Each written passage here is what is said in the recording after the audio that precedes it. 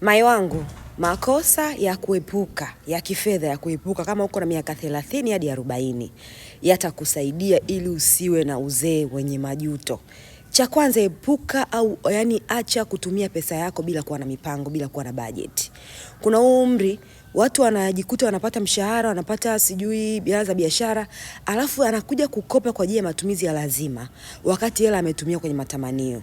Ukichukua statement yake utagundua amekunywa pombe, amespend a lot of money, amezurura, ameimpress watu na WhatsApp status za kutosha, lakini hana nauli ya kwenda kazini, inabidi akope, songesha, nivushe, nibustishe ili afike. Kwa hiyo hana budget, anaishi tu maisha kama mbuzi. Cha pili, hakikisha una akiba ya dharura. Yaani uko na miaka yako 30 na kitu 40, alafu una akiba ya dharura. Changamoto inatokea, unataka watu wakuchangie 200,000, 300,000, 500,000 kwa ajili ya kutibu wewe. My friend, that is very bad. Hakikisha kabla hujasema, hujatolea mifano, unajirekebisha.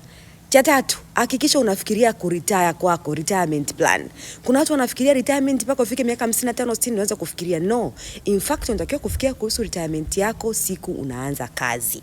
So kama haukufikiria kama unaanza kazi, hapo ukiwa na miaka 30, 40 uanze kufikiria. Ukiretire utaishi wapi? Unahitaji makazi ya kudumu? Watoto watasomaje? Itakuwaje? Kuna wenzangu na mimi ambao utastaafu na miaka 55, 60 wakati watoto wako wanasoma kwa sababu uliwapata ukiwa umechelewa.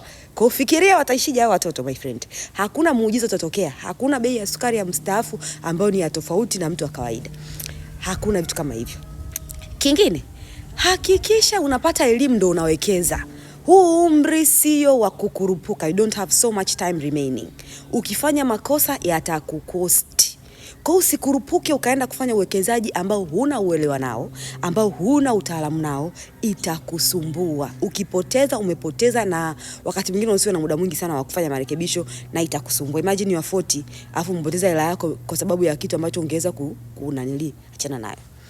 Kingine, hakikisha haubadilishi vitu unavyovitumia kwa ajili ya macho ya watu. Yaani achana masuala ya lifestyle inflation. Mambo unajua mimi siwezi kutumia gari miaka 3, I must change. Kila Disemba niende na gari mpya Moshi. Kama unaweza sawa, ila kama ndio unakopaga hayo magari, itakula kwako. Kingine, achana na masuala ya mikopo kupitiliza kufund maisha yako. Kuna watu wakisikia tu ana karum kadogo kama ni ameajiriwa, ni mkopo.